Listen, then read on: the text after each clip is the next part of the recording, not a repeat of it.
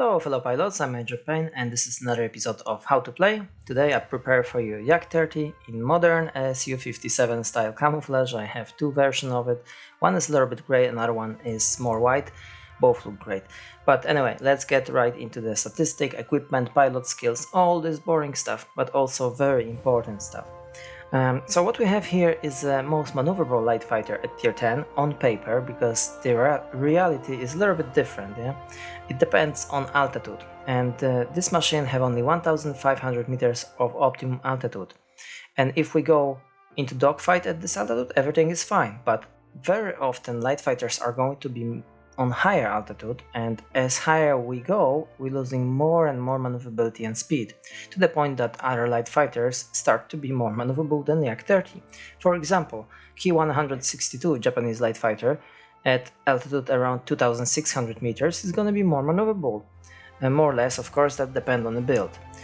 Same with F-86. Eventually, as we go higher, F-86 gonna be more maneuverable than Yak-30. At around 3000 meters, it's gonna be a significant difference. Let me show you just quickly example here. Yeah. So what you see here is F-86 doing 360 degrees turn at around 3000 meters, and it's gonna take him a little bit over 7 seconds. Now the same turn for Yak-30 at the same altitude is gonna take 2 seconds longer. And this is significant. So basically we're losing our maneuverability as higher as we go. Like everything beyond our optimum altitude is gonna bring penalties to our maneuverability and speed. So the main thing here, guys, is to keep in mind that you need to drag your enemy down to your optimum altitude, not other way around.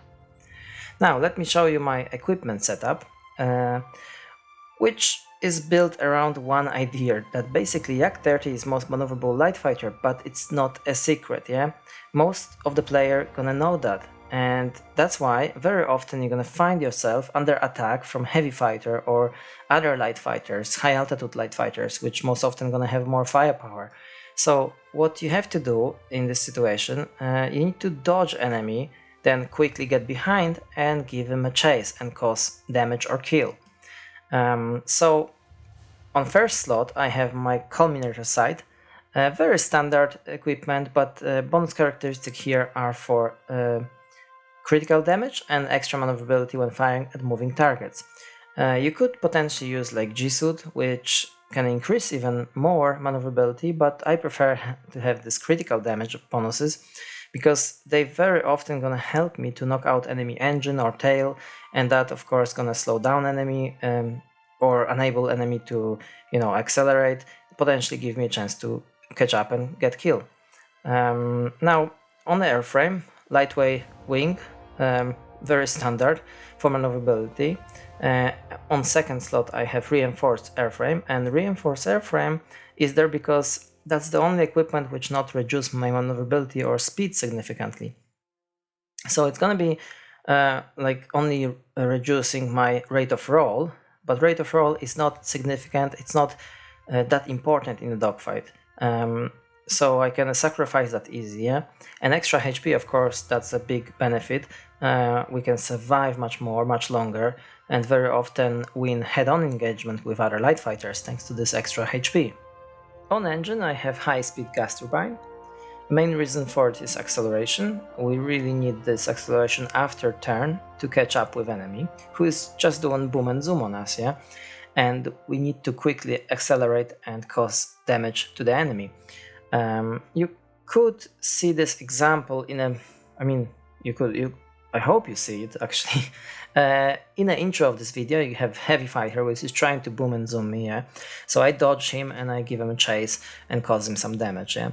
But of course that require me to accelerate quickly, yeah? So high speed gas turbine is like must have in my opinion for this plane, with bonus characteristics set up for extra acceleration, cooldown, that kind of stuff, yeah? On second slot I have lightweight power unit, standard for maneuverability to maintain our domination in this field. For consumables, as you can see, also very standard, but extra engine cooling is a must-have, and if you can afford premium one, then go for it. Just because we have very short boost on this plane, specifically that I'm using here high-speed gas turbine. I have only like 5 seconds of boost, and that this is critically important to have that boost to accelerate and maintain speed if you are going to catch up anyone, yeah? Now, for the pilot skills, let's see what I have.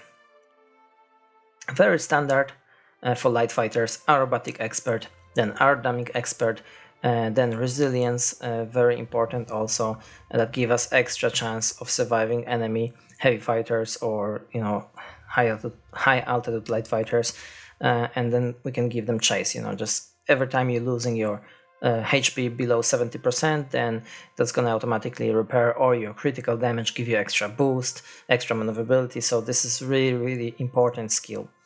And if I would have more skills, I would use them for Engine Guru 1 and 2.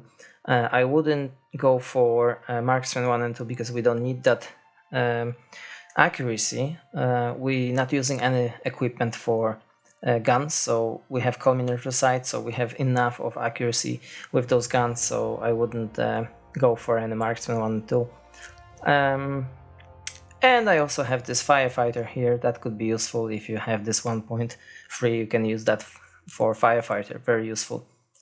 Alright, now let's talk about tactics. And tactic is very dependable on matchmaking, unfortunately, and matchmaking allowed battles like bomber player against light fighter player. So this is catastrophe because bomber, of course, have much more capping power, and light fighter cannot compete with bombers in this field, yeah? On the maps where we have strategic sector, like mining plant, chances for winning, I would say, are very close to 0 for the light fighter. And there are also battles where there will be like airbase in the middle and some 1 or 2 players in light fighter or multi-role fighter in enemy team, and we can easily outmaneuver them. And in that kind of battle we can, allow ourselves to stay in the middle, kill all the bots and whatever fly into this airbase, and make this epic results, a lot of medals, yeah? But in general, I recommend you guys to move around between the sectors. Don't stay in one sector after you capture it, yeah? Don't do this over defending and killing bots mainly, yeah? When you have the middle of the map, try to help your team and somewhere else capture other sectors, yeah? I'm pretty sure that's gonna improve your win rate and overall results in Yak-30. In this particular battle, it's going to be a very good example of this tactic, so that's why I choose it. We have bombers on both sides, ground attackers, light fighter, high altitude light fighters, so it's going to be a lot of dogfight, and both teams are very balanced, so let's get into it. So I'm going into the middle of the map, which is like favorite sector of Yak-30, yeah? So yeah, in MiG-15, of course, have altitude performance advantage and firepower, so we cannot go head-on and we cannot go chase him up, yeah. In a straight level flight, he's also faster, but it's not that significant that we cannot keep up for a moment and give him some significant damage. But if he's gonna play that well, and he will, because he's diving on us from above now, that's gonna be the biggest problem for you guys in a battle, yeah. Like constantly gonna find yourself too high and fighting if someone know what he's doing, yeah, like in here, this MiG-15 diving on you and he's going straight up. He's not going in a straight line, he's going straight up, yeah, using his altitude performance. I gave him some damage, a tail is damaged, but I'm already too high. See, 2,500 meters, my speed 300 km per hour. I'm an easy target now. So you cannot be the one who be dragged up and stall. You have to be the other way around, so basically you need to dive, and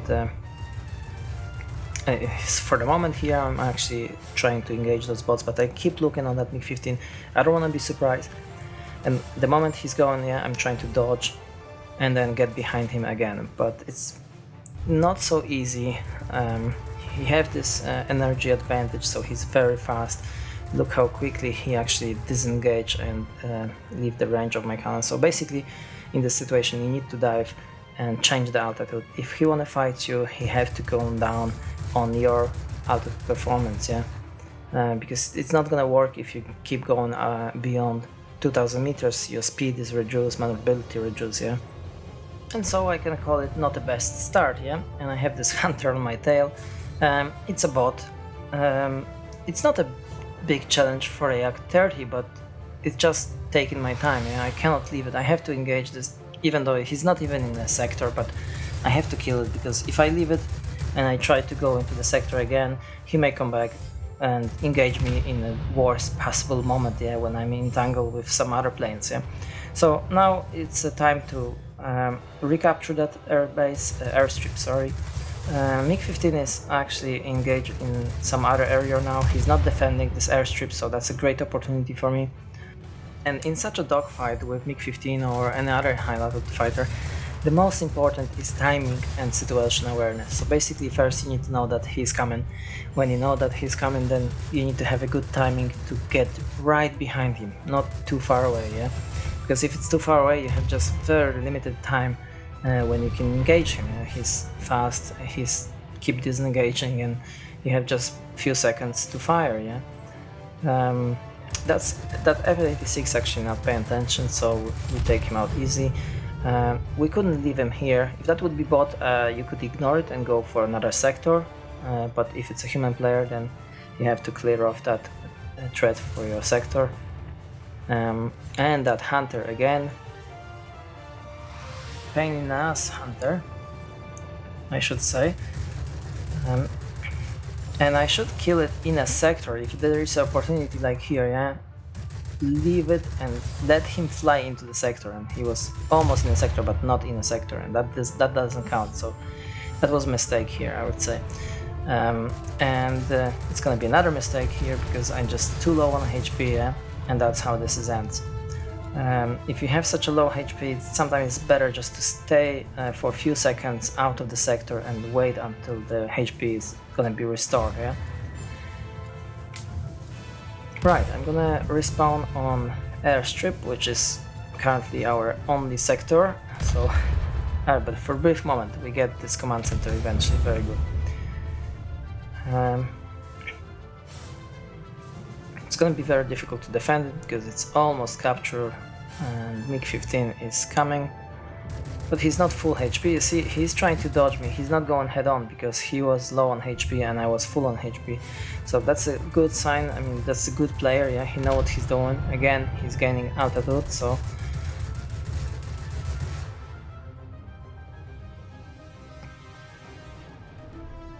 I have to keep watch him, yeah, because he can again try to surprise me.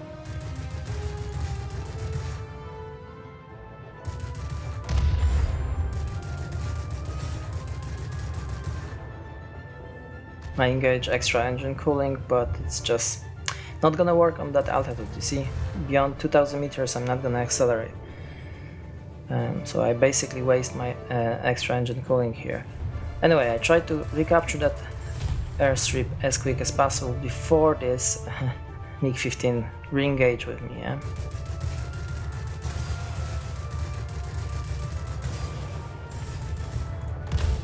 He's coming, but this time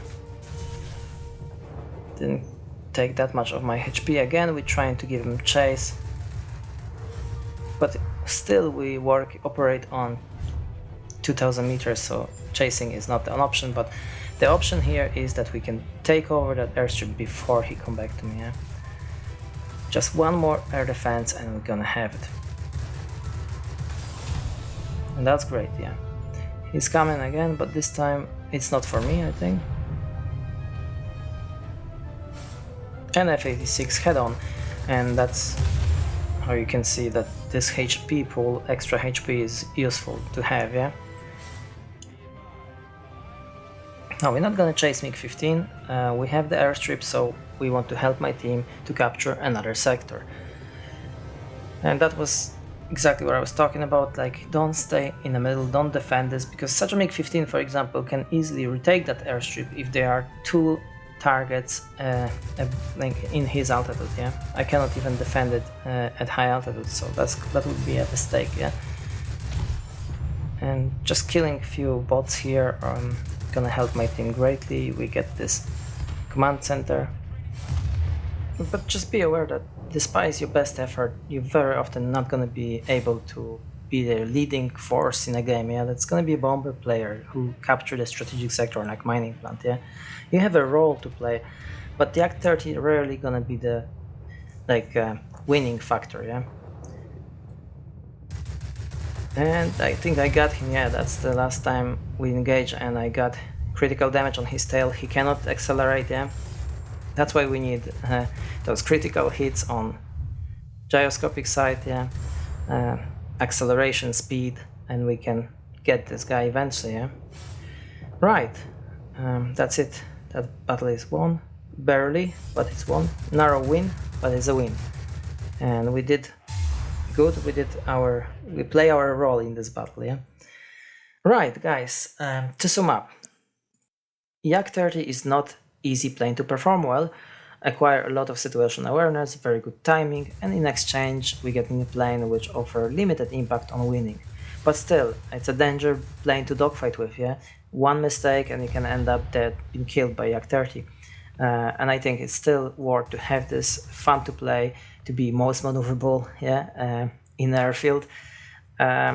Alright, guys, I think that's it in this video. I think I said everything what I want to say, and thank you very much for watching. I hope you like it. If so, please leave a like and subscribe for future content. Guys, feel free to leave some comments how you feel about the Yak-30. And thanks again, and good luck with your battles.